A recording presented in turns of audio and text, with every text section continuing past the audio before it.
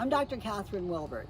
I am the CEO and director of Big Sky Ranch and Catnip Foundation in Folsom, Louisiana. I've been involved in animal welfare for over 30 years, actively involved on boards and directly with rescue. I am a trained and certified first responder and have worked quite a few disasters, not only in Louisiana, but in some surrounding states as well. And this particular hurricane, Hurricane Laura, and the disasters we've been taxed with here in Louisiana over the past several months have been by far the most frustrating and mind-boggling disasters I've ever been involved with. It is, I guess, much like rescue and animal welfare is every day in Louisiana, very frustrating and political and sometimes backstabbing and really, really difficult to get people to work together. One of our biggest missions is to help educate people and help people change the way they think and feel about living with and caring for animals. That's actually our mission statement. And we have done really well working collaboratively with other respectable rescues and people who really want to make a change in this state. What made this hurricane frustrating is trying to reach out and help and trying to do the things that we've done in other disasters that have worked and just running into brick walls constantly.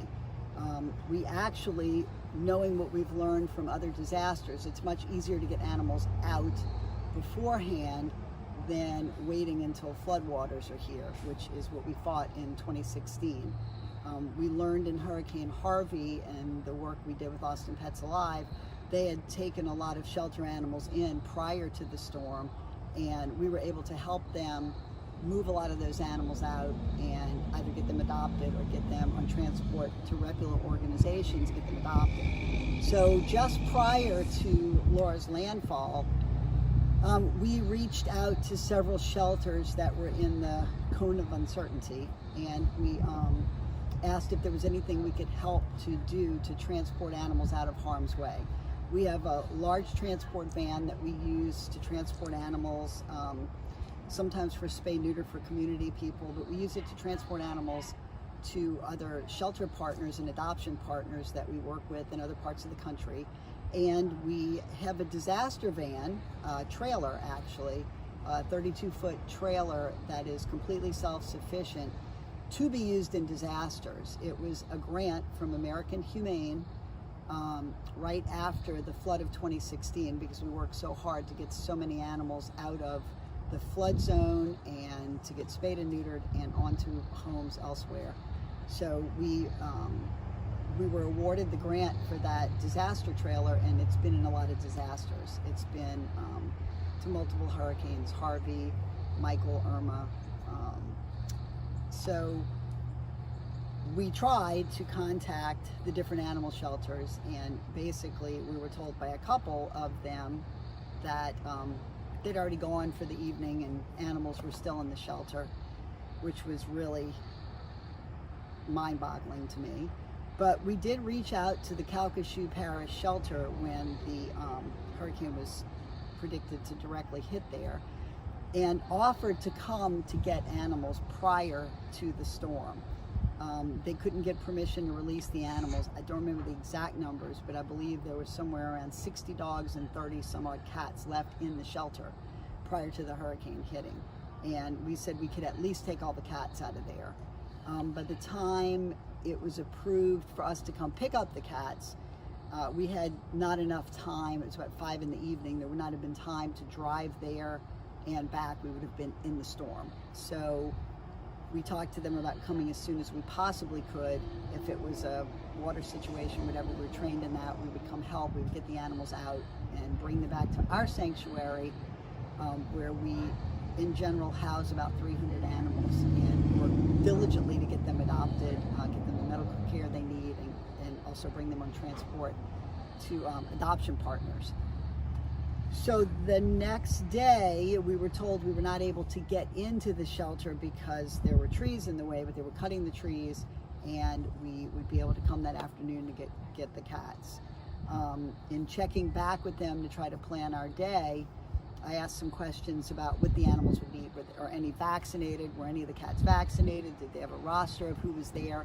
So I could plan on where to put the animals in our shelter when we got them. And at some point during one of the phone calls, the girl I was speaking with, who I believe was the shelter manager there, she said that I needed to talk to the vet. And the phone was given to Dr. Renee Poirier. And at that time, after planning for 2 days to come get the animals and having the van ready and the volunteers ready and everything staged to pick up cats, I was told that she did not need our services because the LASPCA was already picking up the cats to bring them to Texas. So I guess at the time I thought that was a good thing. It's great to see people work together, and it's nice that animals were getting out of there and going somewhere, hopefully where they could get the care they would need and adopted. So fast forward a day or two, we're getting calls. We had been working with a couple of rescues in the Lake Charles area, the DeQuincy area, trying to help those rescues and then help a gentleman who had a lot of cats, or a lot of feral cats in the DeQuincy area. We had maintained contact with this gentleman through the hurricane and knew he was in desperate need for help with these cats. So we made a trip, we brought food, we brought supplies, water, ice, everything they needed.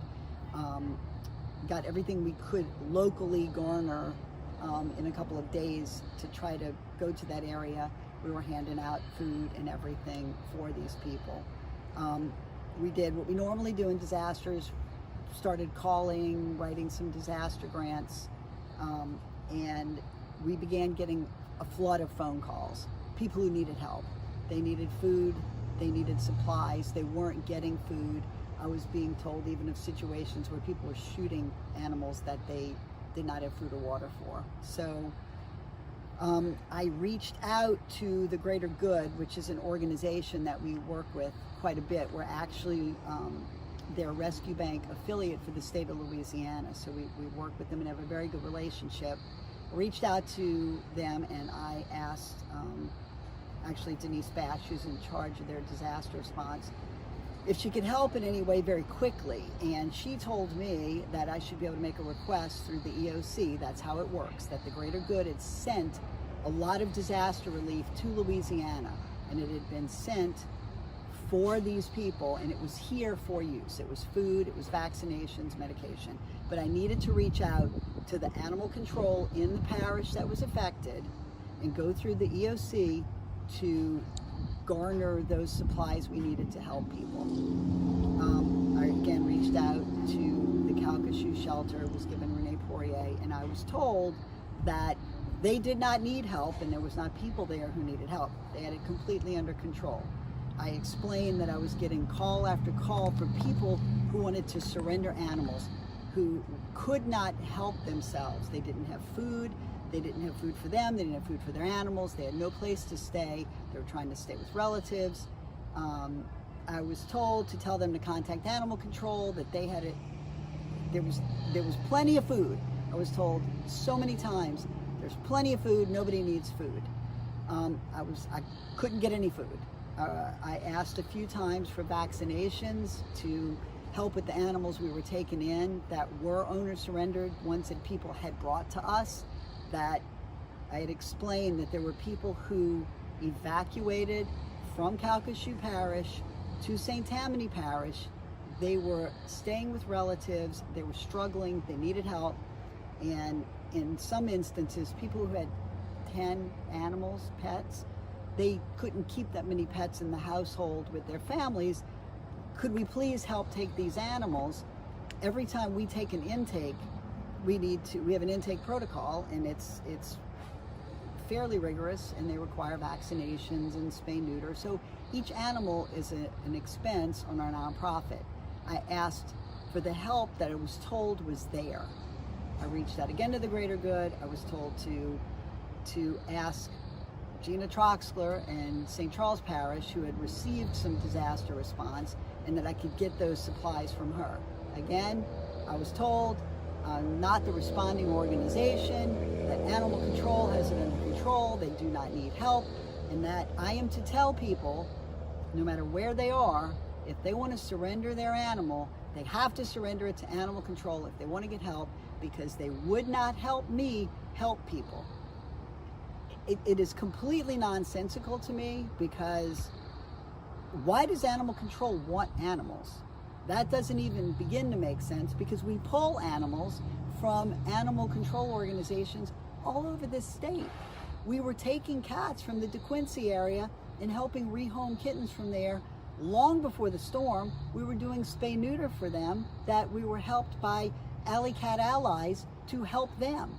So there are organizations and legitimate people trying to help the people who need help, but the organization that is receiving the donations, they're not helping the people.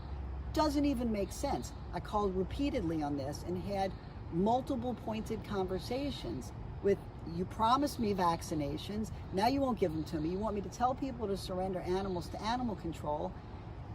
The whole idea of animal control reform is diversion.